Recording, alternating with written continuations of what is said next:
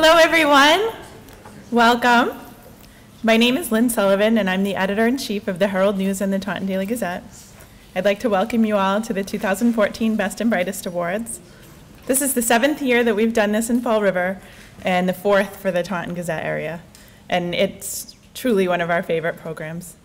Each year we seek nominations from family members, teachers, coaches, employers, of outstanding young people ages 16 to 21. And each year we receive nominations that just blow us away. And this year was no different. When I recruited our judges this year, I admit I kind of lied to them. I told them, don't worry, this will be easy. But it's not easy. Separating great kids from even greater kids is not an easy task.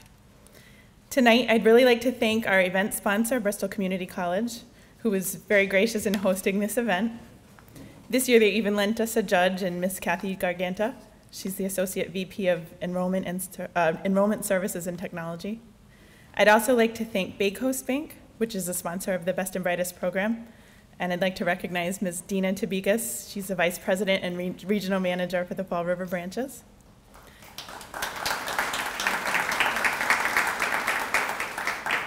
I'd also like to thank members of our legislative delegation who offered citations. And I see State Rep. Alan Sylvia, he snuck in. And I think I see State Rep. Kiko Orel. So thank you so much for being here and helping us honor these winners. Right now, I'd like to introduce our publisher, Lisa Stratton. And she's the one who came up with the idea for the Best and Brightest program 7 years ago.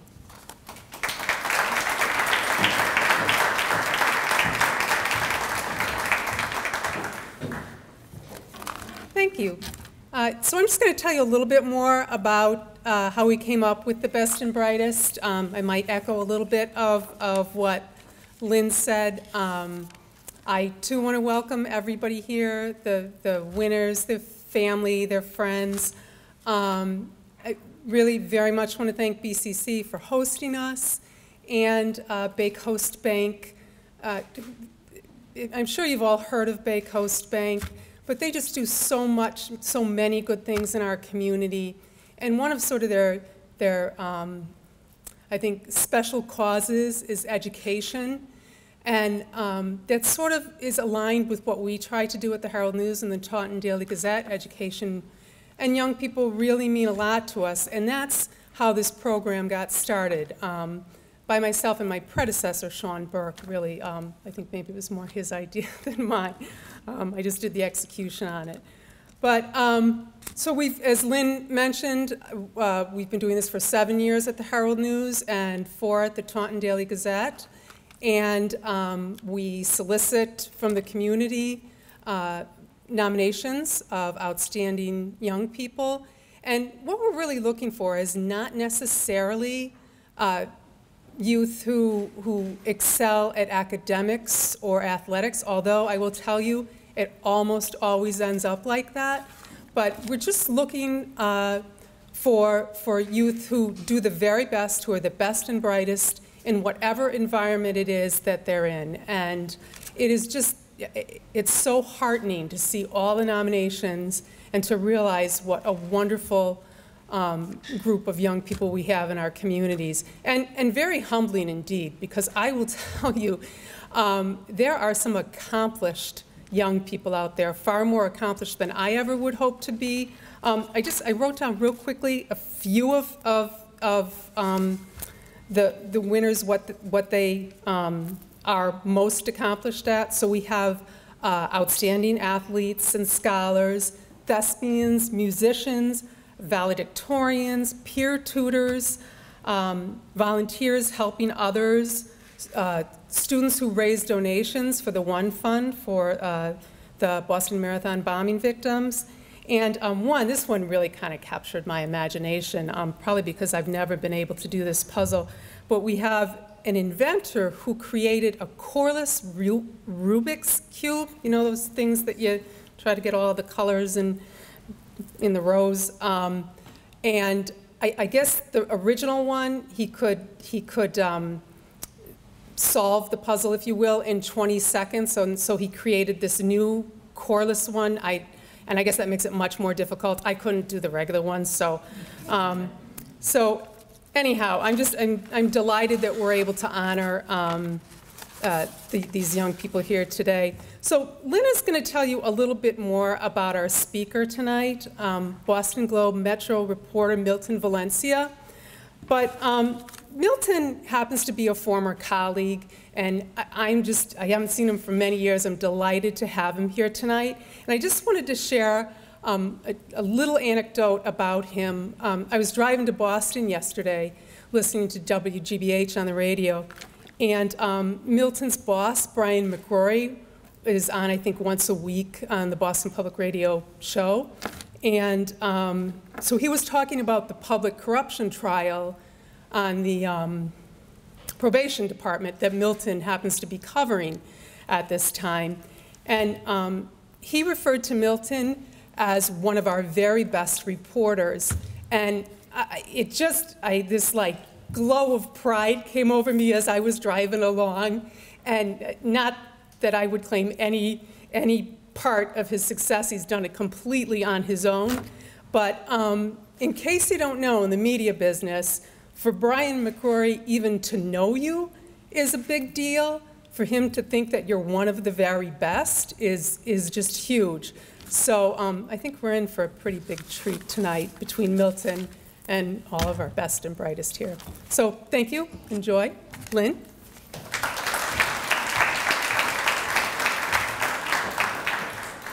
Okay, so now you know a little bit about Milton Valencia.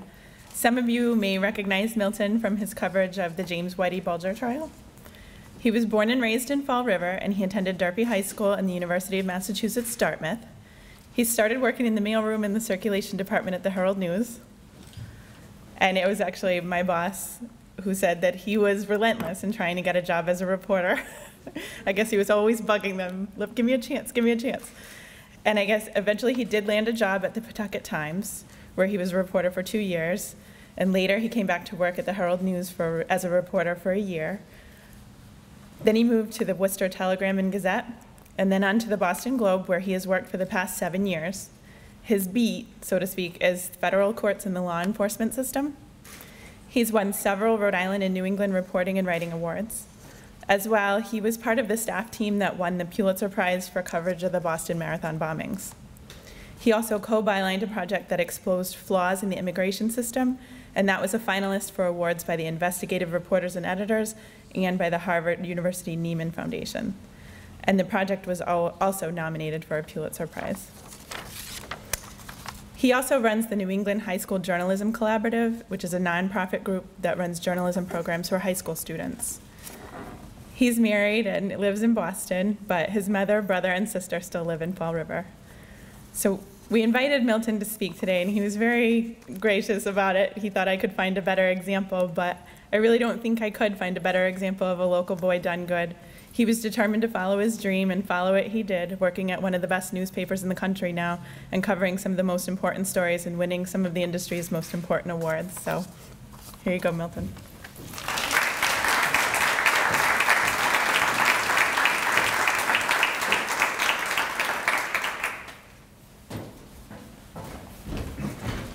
Wow. Now I'm kind of glad I didn't turn that down just to hear that. I want to talk a bit about the profession, but also kind of this great city, this great region, and the great people here. So first of all, just what a special night by the Herald News and the Taunton Gazette, just to recognize what you are doing. I want to say hello to them. It has been a long time, but I miss them all. Hello to the parents, friends, family members. I bet you're all proud. And hello to the best and the brightest. Sincere congratulations to you all, and give yourself a round of applause if you could.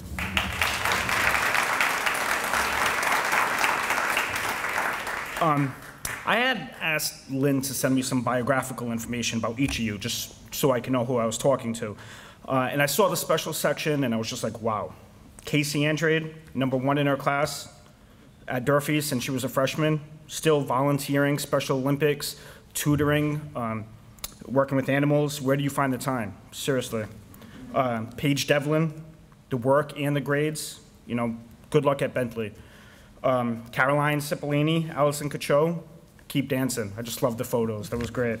And Brendan Henrique, quantum physics, Seriously?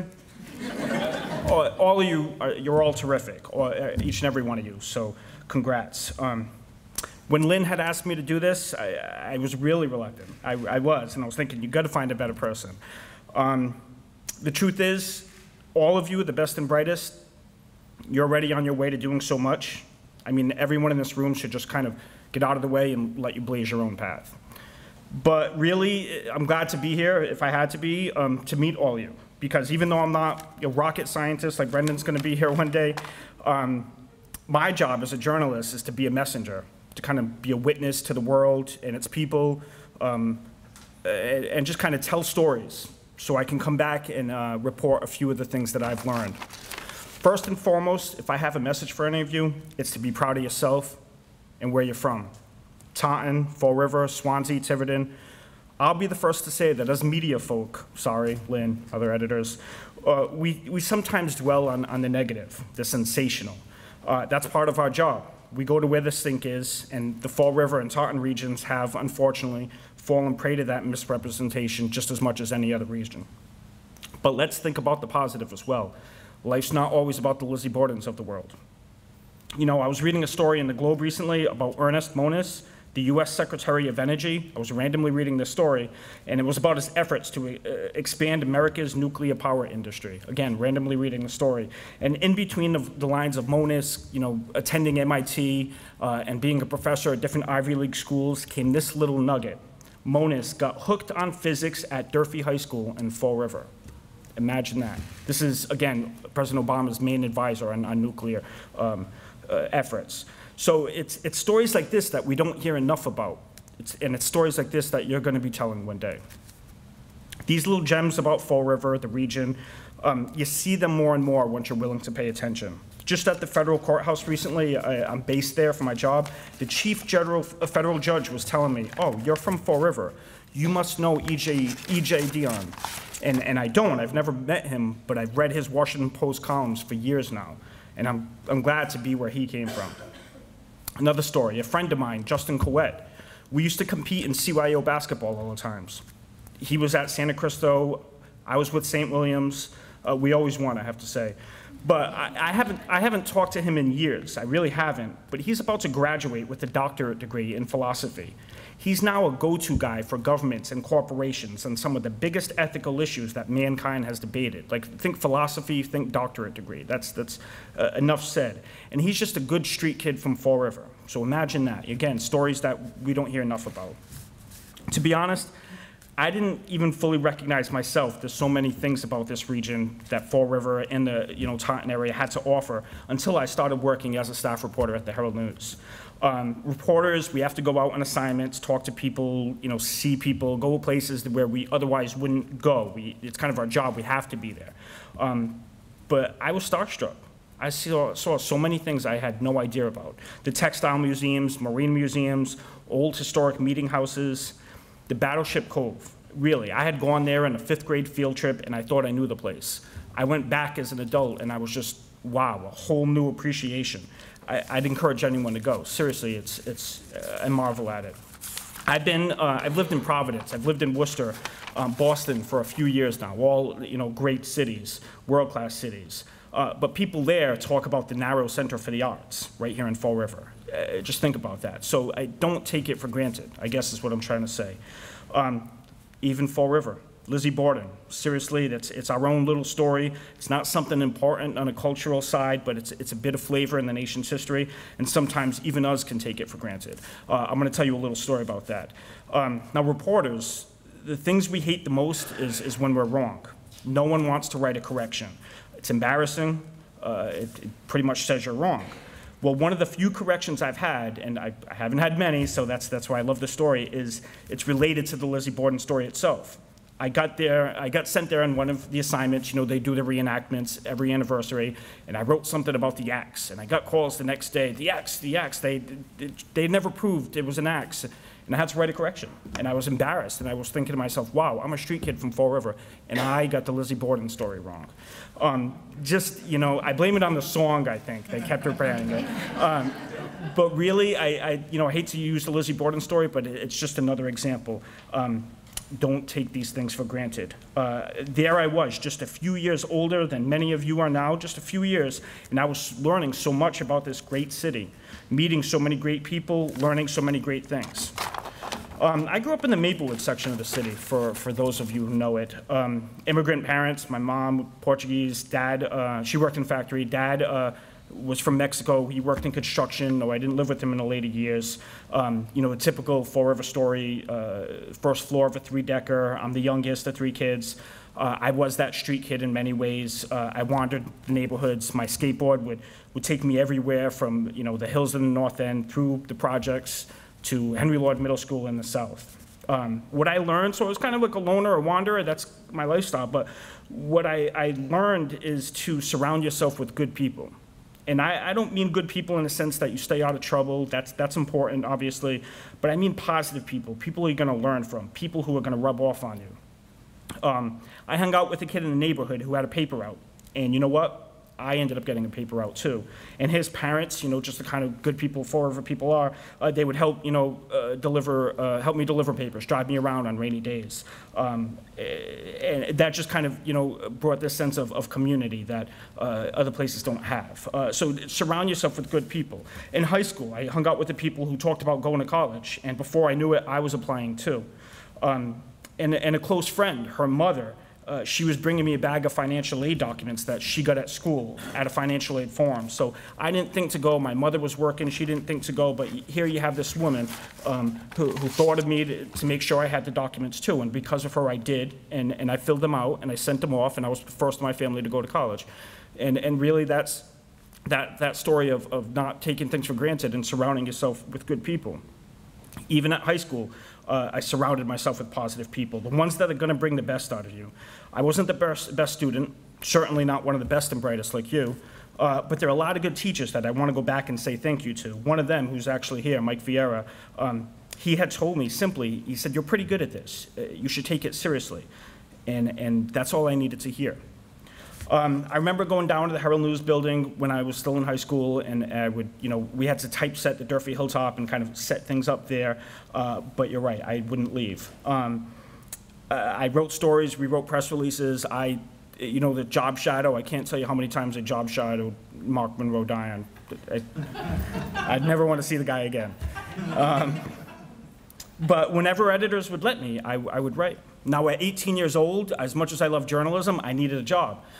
So I'd work in the mailroom at the Herald News. You know, there's a little old woman, a little old man, kind of like inserting the papers. I was there, 18 years old, doing that. And then after, I'd go upstairs, kind of wash off, and then write obits and press releases. And that's how I started. And I was begging editors at the time, hire me, hire me.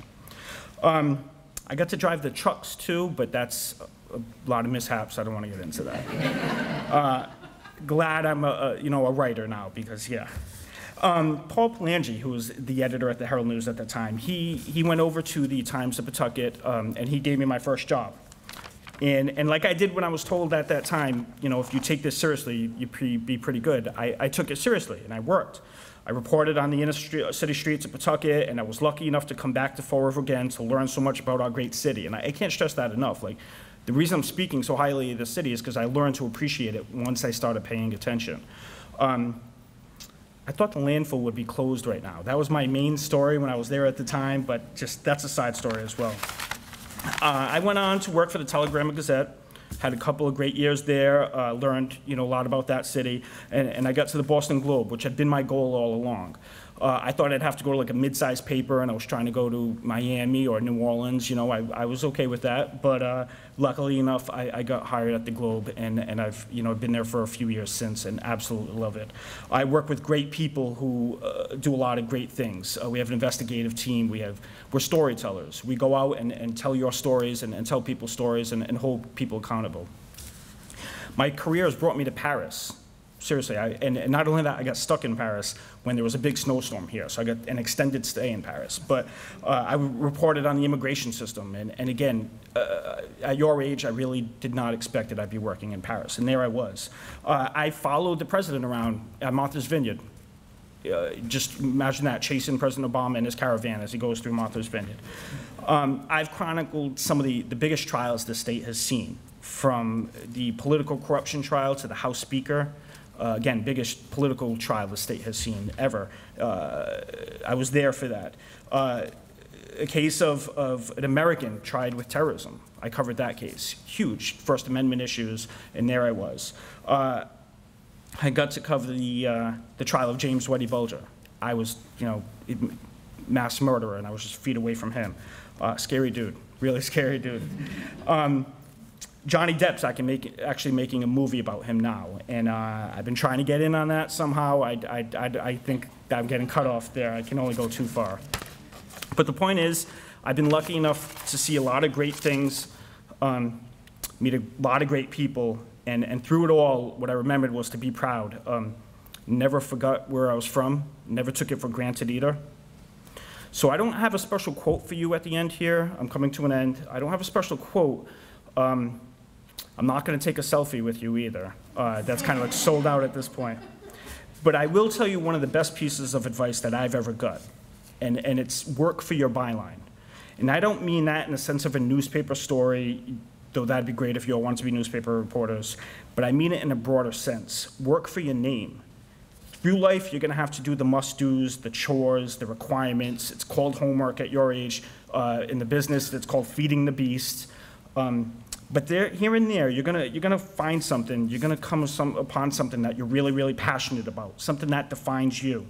Something that someone out there is going to say, "Hey, you're pretty good at this. You should take it seriously." And that's when you give it your all. Make it your name. Put your stamp on it.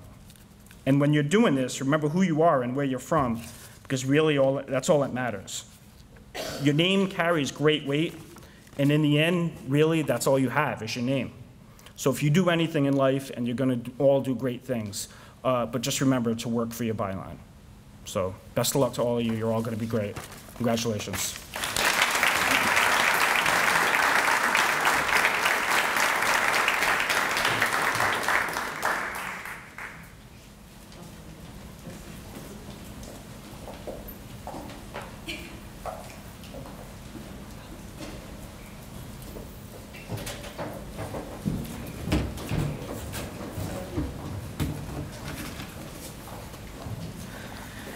Okay, and now for our awards. I'm going to ask, when I call your name, just come up. Our state reps are here to hand out the citations that they've prepared for you, and Lisa will hand out your award from us. But the trophies look like diamonds, and they're meant to represent the fact that each of you young people are a gem within this community. These 16 winners, 8 from the Fall River area and 8 from the Taunton area, they truly stood out from the pack. To give you an idea of just how amazing these young people are, I decided to put together some statistics. 13 of them are members of the National Honor Society. 4 of them are members of the math team. 3 have raised money for a friend or in memory of a friend who was sick or had passed away. 4 were sports teams captains. 5 were officers in student government. 9 were in the top 10 of their graduating class. But they know how to have fun too. 3 were on prom committee. 1 developed a special music program for seniors at a nursing home. We know about the Rubik's Cube guy. 1 does special research for Dana-Farber Cancer Research Facility. 1's a member of Congressman Joe Kennedy's youth cabinet. 2 are dance teachers. 1 found a way to give free prom dresses to young girls who couldn't afford them. 1 got a perfect score on the MCAS. What? 1 can run the mile in less than 4 minutes and 8 seconds. And we actually hope that he's going to do that tomorrow morning.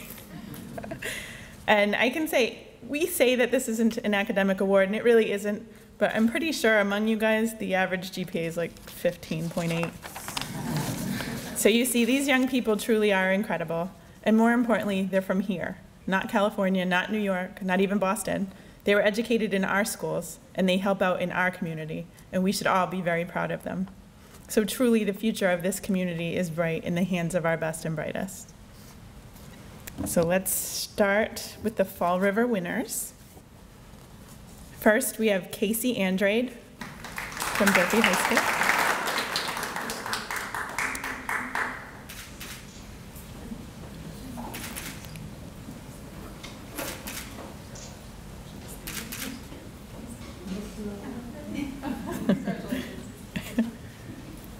Next, we have Carolyn Cipollini, also from Durfee High School in Fall River.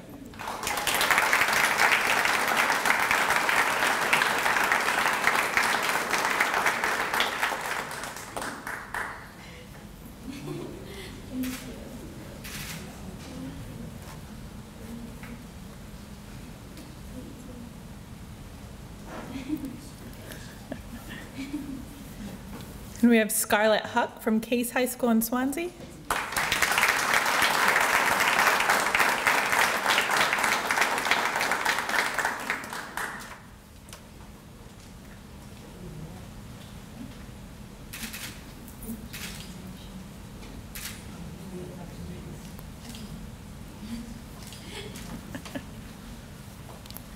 We have William Medeiros. He's from Bishop Connolly High School, but he's actually at Fenway Park receiving an award tonight, so he can't be here. Good place to be. Next, we have Allison Keisho from Tiverton High School.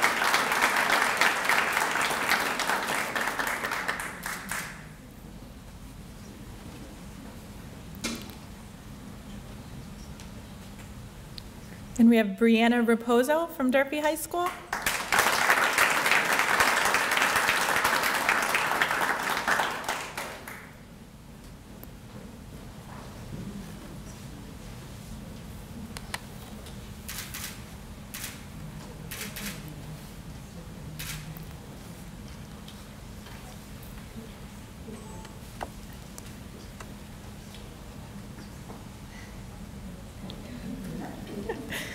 Next, we have Jack Santoro from Bishop Connolly High School in Fall River.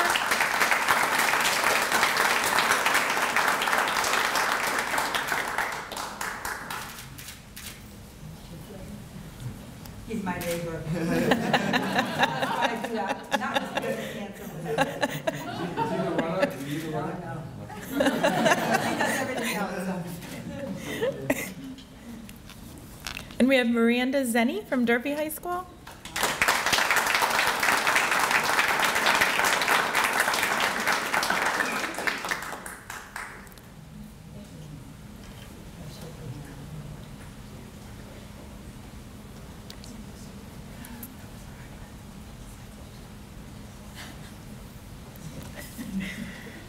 And now we have our Taunton area winners. We have Kevin Costa from Bridgewater State University. His father is going to come up and get his award because Kevin is actually busy volunteering right now. No surprise.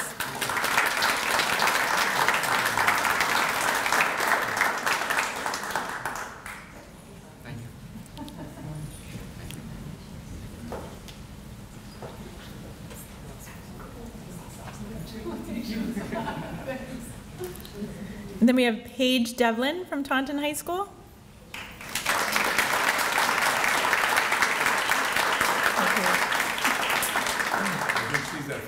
I know, I don't know. I know Andrew Doherty, he's actually at the Nationals for track, but his sister's going to come up and accept his award for him.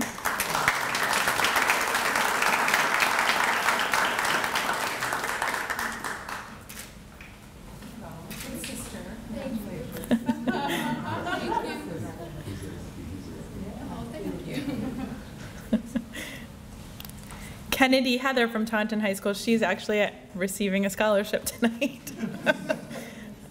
We have Brendan Henrique from Dighton Rehoboth High School.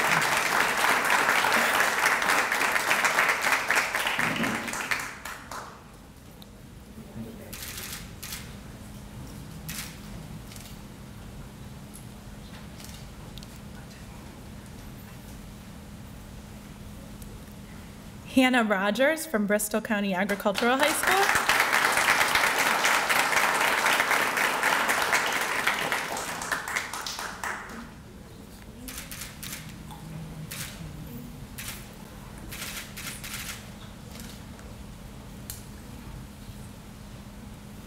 Kate Romero from Bridgewater Rainham High School.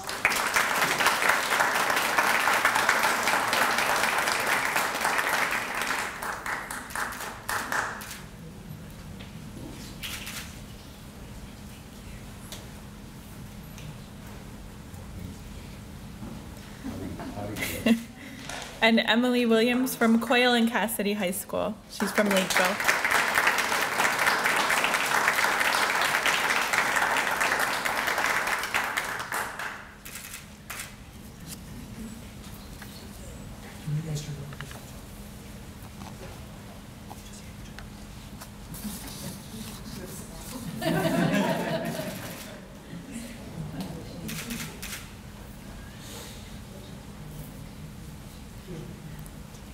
Don't spend all of those money.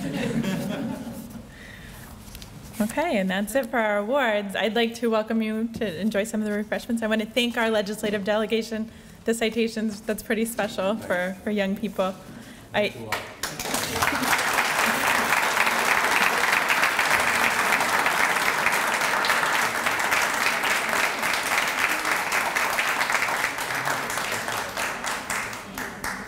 I want to thank Milton, and thank you parents and friends and teachers, everybody who's here. This is wonderful. Thank you so much for coming.